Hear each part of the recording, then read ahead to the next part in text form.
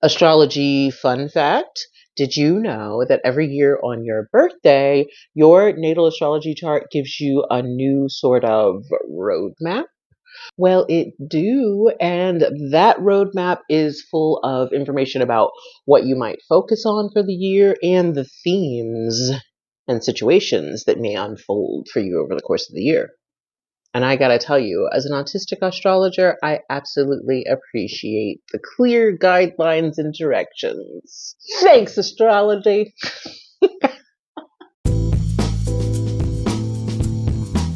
Oh, hey, cosmic cuties. It is your friendo, the Lady Ms. Vagina Jenkins, Black queer autistic artist and astrologer.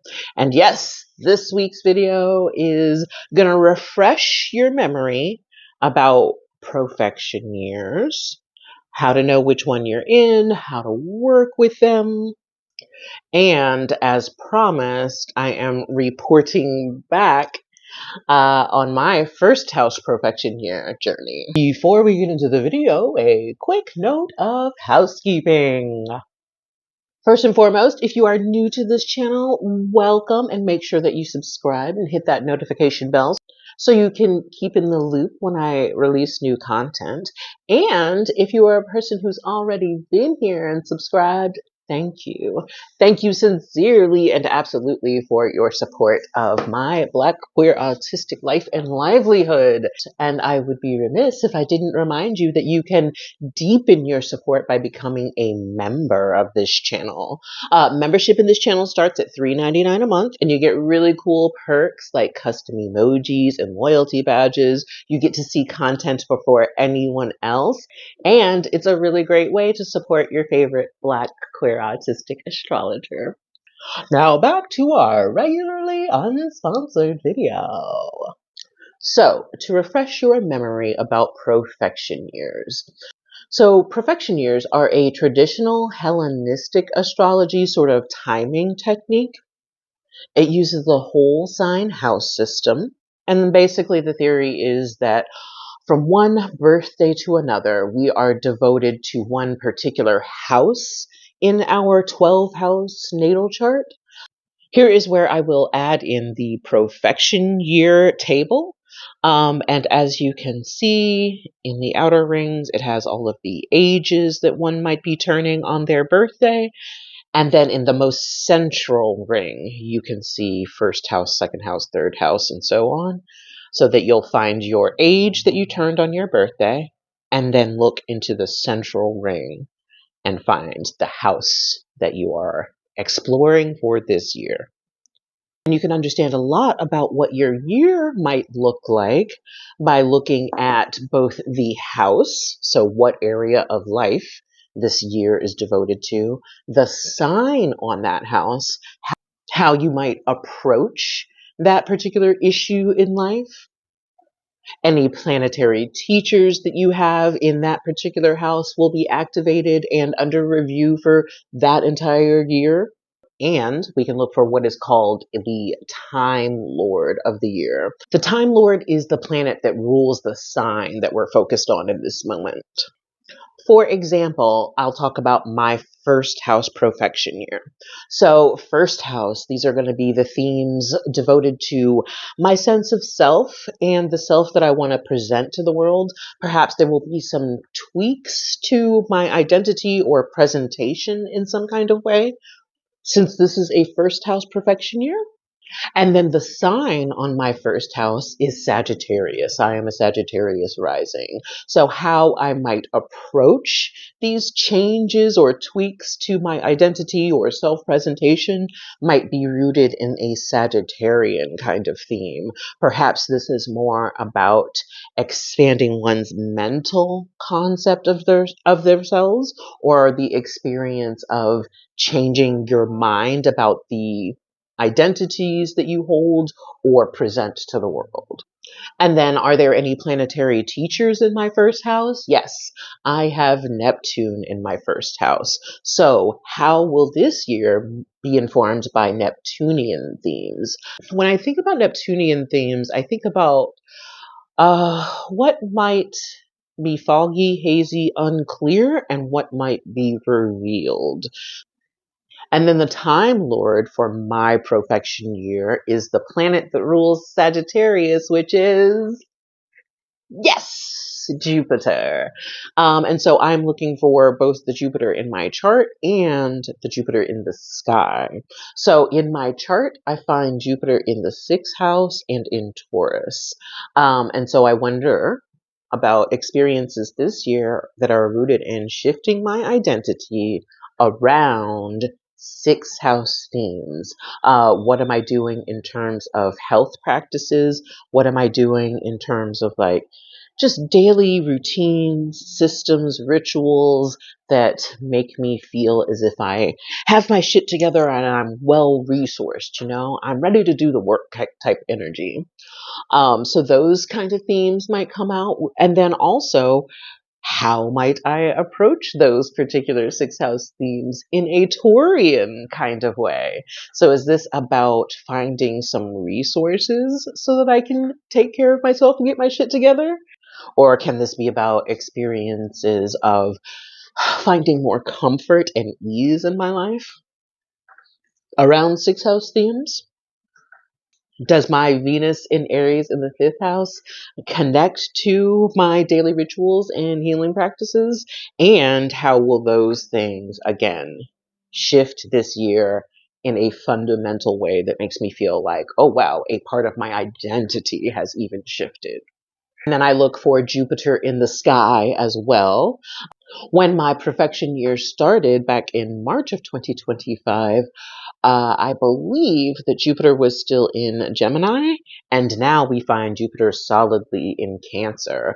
That crosses my 7th and 8th house axis. So what will I experience in terms of my one-on-one connections and how I'm sharing resources with those one-on-one connections or not sharing resources with those one-on-one connections? And then again, how is this rooted in my health practices, getting shit together, 6th house themes, and then how will this ultimately shift my sense of myself? So yes, as you can see, there is so much information that can be gained from exploring the concept of profection years. Comment below if you need any help figuring out like your profection year situation. Yes. So now let me shift into the First House Profection Year Report Back section. Okay. So, First House Profection Year, and I am 6 months in. So, what I have noticed is, yes, a lot of those themes. I have been working on health and health practices this year. I have a certainty that I am going to be here a long time, and I want to feel better in my body than I do right now. I'm 48 years old and I don't feel great in my body, if I'm honest with you.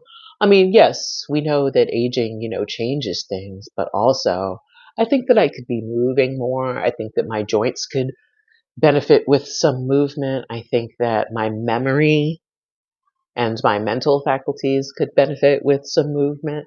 And so that's kind of what I've been working on. And I have been working on my reproductive health, which is interesting because my Taurus 6th house sits directly opposite my Scorpio 12th house.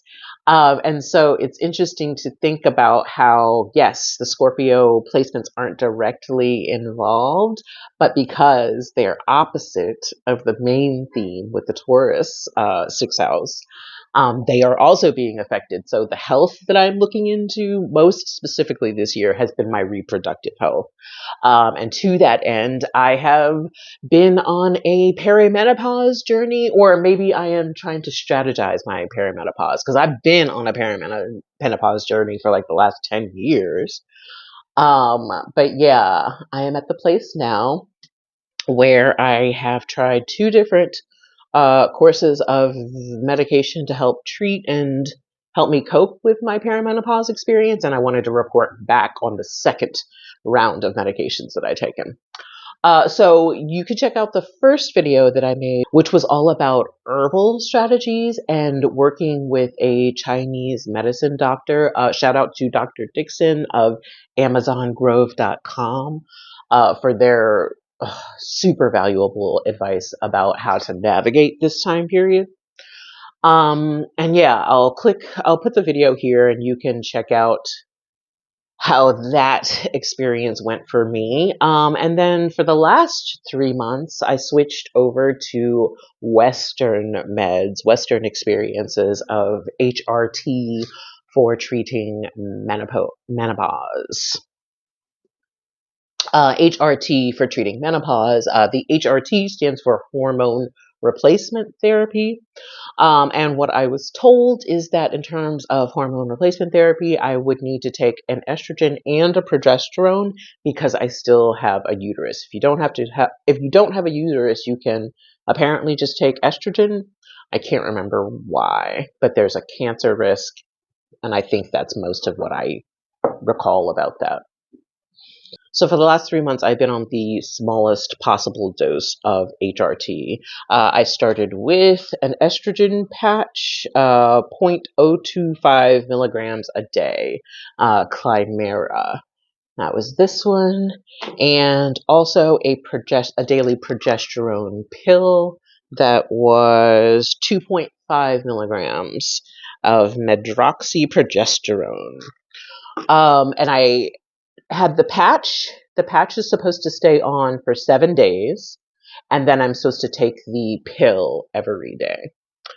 And so what I was told is that the progesterone could be taken at night because it makes people sleepy or at least a little drowsy. These medications are what is available to me as a person who is on Medicaid in the state of California. If I wanted to pay out of pocket, I could have different delivery systems like a gel or a lotion. But yeah, this is what Medicaid will cover in the state of California. So first of all, the patch. I had such a difficult time keeping this thing on my body. Showering, just sweating, it would fall off. And then because it's got hormones embedded in it, I would worry about where it had fallen off and if it was like outside and a dog was going to eat it or a squirrel or something like that. Yeah, I lost the first couple of ones, and then I got the hang of how to apply it more effectively, pressing and holding for like 20 seconds. And that helped. And then also towards the end of the week, I started using little dots of eyelash glue to keep it adhesed to my body. I also tried surgical tape and Band-Aids, both of which fell off so easily and just were not worth it. The progesterone, I was told to take it at night because it had a drowsy effect, but it turns out that it affects me exactly opposite. And so for the last 3 months, I have had the worst sleep of my life. Apparently, what happens with neurodivergent folks, particularly ADHD folks, is that instead of becoming drowsy, you get activated. And so that potentially, I think, is what was happening to me. Because I was taking it right before bed, I was getting activated and experiencing sleeplessness. The sleeplessness plus the anxiety that it was giving me during the daylight hours, I feel like combined to make me so just emotionally unstable, like the weepiness that would always hit at pretty much the same hour, like 10, 11 a.m. This is intense. Mind you, I am a person who identifies as a really strong sleeper. I often quote that Simpsons quote of, "Oh boy, sleep! That's where I'm a Viking!" I don't have sleep issues, but for the last 3 months, I've had the worst sleep of my life. And to the point where I feel like I started experiencing sleep deprivation symptoms, like my memory, gone, my emotional regulation gone. Yeah, and so, yeah, let's talk about the real experiences. I wanted to start HRT, herbal or Western, because I hate the experience of hot flashes. I hate the pouring wet and how it draws so much attention and you can't do anything to help it. And literally, like, beads of water are coming off of my body. This is not just a little perspiration, let me dab at it. It's like the full on, like dripping, and my t-shirt is like soaked through. I hate it. And so that's what I wanted to take HRT for. And I think that the herbal medication helped a little bit with the hot flashes, and the Western meds did not help at all. In fact, I feel like they made my hot flashes worse, in that they used to just be tied to exertion. But when I started taking the Western meds, I started having the experience of having hot flashes out of nowhere. Just literally like sitting on my computer writing an email. Um, so that was a new experience, and I directly tie it to the use of these meds. I can't prove it, but I did not have this experience beforehand. So yeah, the combination of the one thing that I was worried about, it didn't fix, and it gave me this awful insomnia as a side effect. Those two things combined make me feel like, no, I'm done with this experience. I literally thought that between herbal meds or Western meds, I would just find the solution to the hot flash problem and get to have the experience of a happy, healthy perimenopause. I don't think that that is going to be the case for me. I don't know what I'm going to try next, if I'm going to go back to the herbal meds or not. I know that I won't be taking the Western meds anymore, and I still have like one patch and however many pills left. I'm supposed to talk to my doctor in a few weeks about like what happened. But I can't imagine what they might say to me that would be helpful, because I can't take a different type of medication. Medicaid won't pay for it.